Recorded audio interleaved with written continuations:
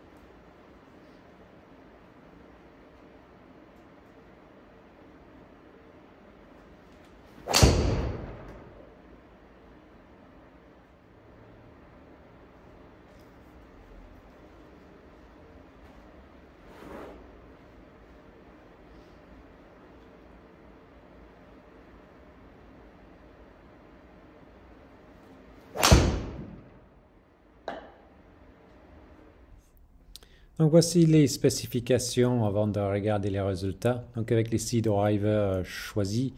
Donc l'Elite de chez Callaway, le DS Adapt X de chez Cobra, le G440 Max de chez Ping, le ZXi de chez Srixon, le QE35 de chez TaylorMade et le Dynapower de chez Wilson. Donc le côté poids, donc ça c'est juste la tête des clubs sans adaptateur. Quelques petites différences, donc 191 grammes étant le plus léger de chez Callaway, le plus lourd chez Ping à 197,7, ce qui est beaucoup plus léger que le G430 auparavant. Et les autres, donc 196, 95, 94, 95, donc relativement similaires pour les autres drivers. Le loft sur la tête, c'était marqué 9 degrés.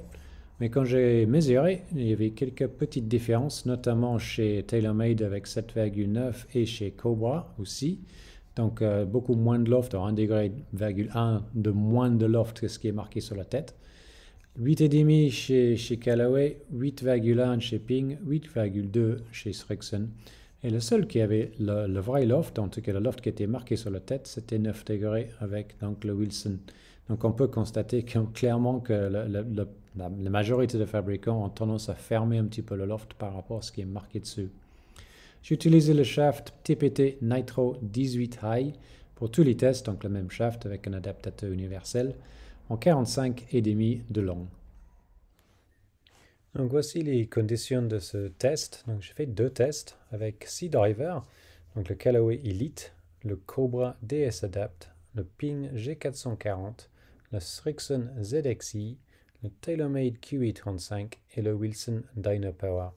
Donc j'ai fait 2 tests. Donc le premier test c'était donc uniquement les balles centrées, donc les balles à moins de 1000 mm de la centre avec moins de 15 mètres de dispersion à l'arrivée, donc ce qui a pris quand même un certain temps. Pour le deuxième test, les balles tapaient un petit peu plus bas sur la face, donc à plus de 8 mm plus bas que le centre de la face. Tout ça, c'était mesuré avec Foresight Quad et toujours avec moins de 15 mètres de dispersion à l'arrivée.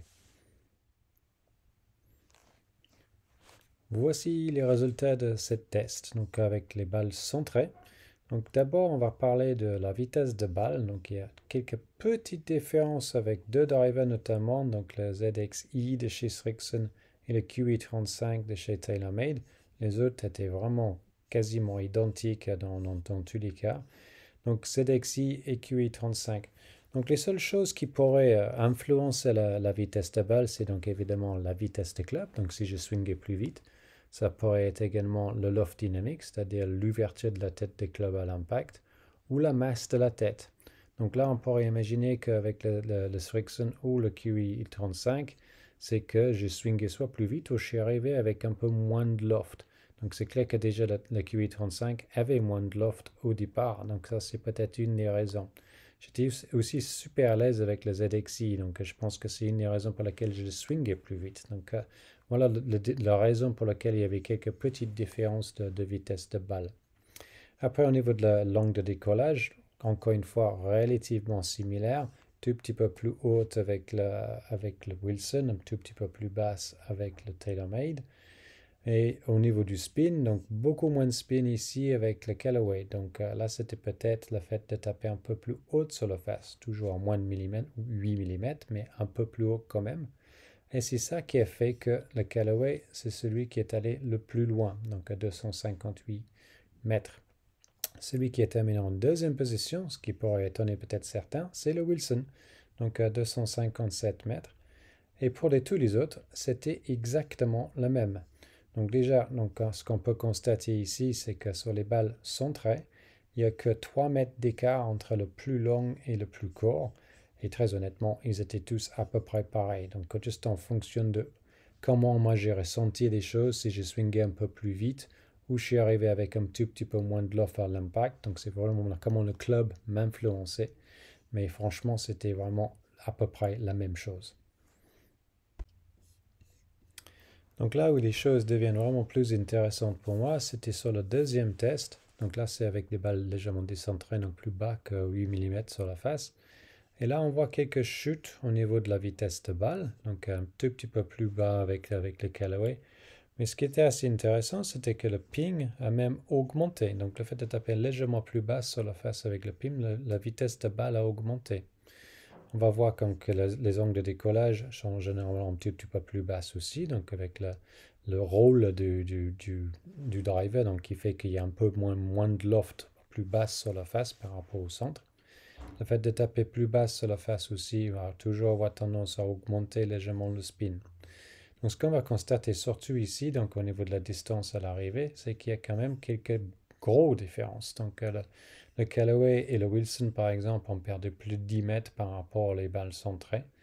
Mais là où on voit peut-être les deux vainqueurs ici, donc le Ping à 254, lui il a perdu qu'un mètre avec des balles légèrement décentrées plus bas. Et le TaylorMade a perdu que 2 mètres aussi. Donc je dirais que là, le plus tolérant, et on va parler de tolérance de tête des clubs, donc sur des coups un petit peu décentrés, était donc Ping et TaylorMade sur cette test-là. Cobra aussi, plutôt pas mal. Mais ce où on a perdu un petit peu, c'était donc au niveau de l'élite, la ZXI de chez Srixon et le Wilson, donc, qui a perdu un petit peu aussi. Donc c'est toujours intéressant de voir ce qui se passe quand les balles sont légèrement décentrées aussi, parce que malheureusement, on ne tape pas toujours au milieu. Donc, comme vous avez pu constater, les balles tapées au milieu du club avec n'importe quel driver, ça fait à peu près la même distance. Il y a quelques légères différences au niveau du spin, mais ça peut être également lié à la vitesse de club, alors la vitesse que j'ai pu bouger le driver, ou également les lofts qui sont légèrement différents par rapport à ce qui est marqué dessus parfois. En revanche, là où ça devient intéressant, c'est sur les coups décentrés. Et là, effectivement, on peut voir voire même grosses différences entre certains drivers. J'espère que cette vidéo vous a plu et je vous donne rendez-vous pour davantage de vidéos bientôt.